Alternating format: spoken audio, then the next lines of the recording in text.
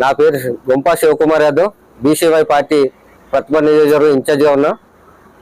ఈరోజు మొన్న 24వ తారీఖున తక్కెళ్లపాడులో శ్రీకృష్ణ రూపంలో ఉన్న ఎన్టీ రామారావు గారి విగ్రహం పెట్టడం జరిగింది. అలాగే మా అధ్యక్షుడు బోడే రామచంద్ర యాదవ్ గారు, భారత చైతన్య యువజన పార్టీ అధ్యక్షుడు, రాష్ట్ర అధ్యక్షుడు, మరియు ఆయన వెళ్ళి ఖండించడం జరిగింది. భగవంతుడి రూపంలో ఉన్న ఎన్టీ రామారావు గారిని పెట్టొద్దని చెప్పేసి ఆయన అడగడం జరిగింది. దాన్ని బట్టి రామారావు గారు విగ్రహం పెట్టొద్దని చెప్పేసి ఆయన అనలేదు, రామారావు గారు విగ్రహాన్ని పెట్టుకోమని అన్నారు. కానీ శ్రీకృష్ణ భగవంతుడి రూపంలో ఆ విగ్రహాన్ని పెట్టొద్దని చెప్పేసి ఆయన చెప్పడం జరిగింది. అలాగే తర్వాత ఒక రోజు ఆగి రెండో రోజు విగ్రహం పెట్టడం జరిగింది. మళ్ళీ ఆ విగ్రహం కూడా తొలగించడం జరిగింది.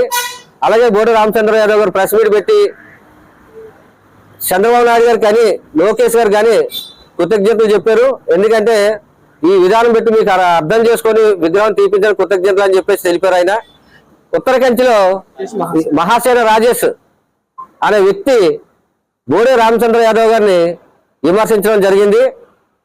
అయ్యా రాజేష్ గారు, మీకు ఏ స్థాయి ఉందని బోడే రామచంద్ర గారిని విమర్శిస్తున్నారు? మీరు అసలు మీ స్థాయి తెలుసుకొని మాట్లాడండి. అసలు ఈరోజు బోడే రామచంద్ర యాదవ్ గారు ముందుకొచ్చి బడుగు బలహీన వర్గాలు నుంచి ఒక నాయకుడిగా ఒక పార్టీ పెట్టి ముందుకి నడవడం జరుగుతుంది. అటువంటి వ్యక్తిని సపోర్ట్ చేయడం మానేసి ఈరోజు మీరు కమ్మ వర్గాన్ని మీరు సపోర్ట్ చేస్తూ ఏం మాట్లాడడం జరుగుతుంది? అసలు మీకు ఏమైనా అర్థమై మాట్లాడుతున్నారా? ఈరోజు ఏదో యూట్యూబ్ ఛానల్ పెట్టుకొని కాళ్ళు ఎగరేసుకుంటూ మాట్లాడడం కాదు. ఒకప్పుడు మీ వీడియోలు చూసి మంచి వ్యక్తి, బహుజన వర్గాల్లో కూడా ఇలాంటి వ్యక్తి వస్తున్నాడు ముందుకి అని చెప్పి కొన్ని రోజులు మేము ఆనందించడం జరిగింది. కానీ మీ విధి విధానాలు చూస్తే ఇప్పుడు అర్థమవుతుంది మాకు. కొంచెం నోరుతో తగ్గించుకుంటే చాలా బాగుంటుందని చెప్పేసి మేము ఈ ప్రెస్ మీట్ ద్వారా తెలియజేయడం జరుగుతుంది. దేనికంటే చంద్రబాబు నాయుడు గారిని మీరు విమర్శించే స్థాయి అని చెప్పేసి మీరు ఈరోజు బోడే రామచంద్ర గారిని అడగడం జరిగింది.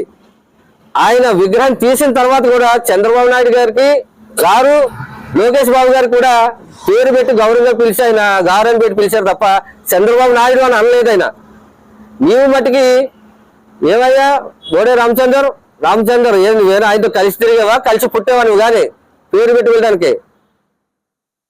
మాట్లాడేటప్పుడు ఒళ్ళు దగ్గర పెట్టుకొని మాట్లాడాలి. ఎదటోని కులాన్ని విమర్శించి కుల రాజకీయాలు చేస్తావు నువ్వు అంటున్నావు. కుల రాజకీయాన్ని తీసుకొచ్చింది ఈరోజు కులం కోసం మాట్లాడేది తీసుకొచ్చిన సమయం నువ్వు. ఈరోజు ఈ ప్రెస్ మీట్ ద్వారా కనుక యాదవ్ కులాన్ని నువ్వు అక్కడ విమర్శించావు, ఒక బోడే రామచంద్ర యాదవ్ గారిని విమర్శించావు అంటే ఏ విధంగా నువ్వు మెసేజ్ చేస్తున్నావు అసలు? అంటే ఈరోజు రామచంద్ర యాదవ్ గారిని రామచంద్ర అని చెప్పేస్తా అయిపోద్దా? రాష్ట్రంలో యాదవ్లు అధిక సంఖ్యలో ఉన్నారని చెప్పి నీ నోటితో నువ్వే పలుకో. ప్రతిభ నియోజకవర్గంలో కూడా అధిక సంఖ్యగా ఉన్నారని చెప్పేసి నువ్వే పలుకో. యాదవ్లు మంచోళ్ళు, మాట ఇస్తే తప్పరు, చాలా గౌరవంగా ఉంటారు, మంచోళ్ళు అని చెప్పేస్తాను. మా ఊరు పక్కన 2 కిలోమీటర్ల గ్రామాల్లో పెద్దపాలెం గ్రామంలో సమయస్థం కూడా నరికేస్తారని చెప్పేసి నువ్వే అంటున్నావు. అంటే యాదవ్లు ఎంతమంది చంపేశారు ఈ రాష్ట్రంలో? ఏ కులంలో ఎన్ని కేసులు ఉన్నాయి? మీకు ఏమైనా లిస్ట్ ఉంటే మాకు పంపండి. యూట్యూబ్ ఛానల్ పెట్టి ఏది పెడితే అది మాట్లాడితే మటుకు పద్ధతిగా ఉండదు. ఇంతకుముందు వైసీపీ గవర్నమెంట్లో ఉన్నప్పుడేమో చంద్రబాబు నాయుడు గారిని, లోకేష్ గారిని, పవన్ కళ్యాణ్ గారిని, తర్వాత ఇది సన్నిహిత ధర్మాన్ని, బ్రాహ్మణులు ఎవరిని పడతాను తిట్టుకుంటూ వచ్చావు. నీకు నోటి నచ్చినట్టు తిట్టుకుంటూ వచ్చావు. ఆడ తల్లి తగిలిసిన తర్వాత బయటకు వచ్చాక చంద్రబాబు నాయుడు కాళ్ళు పెట్టుకుని ఏదో పదవి ఇచ్చారో ఏదో మాకు కూడా తెలియదు. నీకు పదవి ఉందో లేదో మాకు తెలియదు, చెప్పుకొని తిరుగుతున్నావో తెలియదు. నువ్వు ఏ పార్టీలో ఉన్నా మాకు అనవసరం. యాదవ్ని విమర్శించేటప్పుడు ఒళ్ళు దగ్గర పెట్టుకోవాలని చెప్పేసి ఎవరికన్నా చెప్తున్నావు. ఏ పార్టీలో నాయకుల కన్నా ఎవరికన్నా సరే ఈ రాష్ట్రంలో అధికంగా మించి బీసీ, ఎస్టీ, ఎస్సీ, మైనారిటీ 3 కోట్ల చిల్లర ఉన్నారు 5,20,00,000 మందిలో. కానీ ఈరోజు ఒక యాదవుడి కోసం మాట్లాడే స్థితికి నువ్వు తీసుకొచ్చావు మమ్మల్ని. ఏం చేస్తావు నువ్వు? సుందూరు గ్రామంలో, గుంటూరు జిల్లాలో సుందూరు గ్రామంలో ఒక 20 మందిని ఎస్సీలు చంపేశారు. ఇదే కమ్మ వర్గానికి సంబంధించిన వాళ్ళు. దాని మీద పరిచయమయ్యా మా యాదవ కులం నీకెందుకు? ఈరోజు ప్రతిభ నియోజకవర్గంలో యాదవులు ఎంతమంది ఉన్నారో నీకు తెలుసు, ఏ విధంగా ఉంటారో నీకు తెలుసు. ఇదే విధం ప్రతి ఒక్క యాదవ్లో రాష్ట్రంలో అదే బ్లడ్ ఉంటుంది, ఎవరికి తగ్గి ఉండదు. కలిసిమెలిసిగా బీసీ ఎస్టీ ఎస్సీ మైనార్టీగా కలిసిపోవాలని చెప్పేసి మనం ఆలోచించి ముందుకెళ్ళడం జరుగుతుంది. నువ్వు ఈ విధంగా మాట్లాడితే మటుకి తగిన సమయం దొరుకుతుంది, అది చూసుకోవాల్సి వస్తుంది. కాబట్టి మా అధ్యక్షుని నువ్వు తప్పుగా మాట్లాడిన ఖచ్చితంగా క్షమాపణ చెప్పాలి. నువ్వు మా రామచంద్ర యాదవ్ ఖచ్చితంగా నువ్వు సమాధానం చెప్పాలి, క్షమాపణ చెప్పాలని కూడా అడుగుతున్నావు.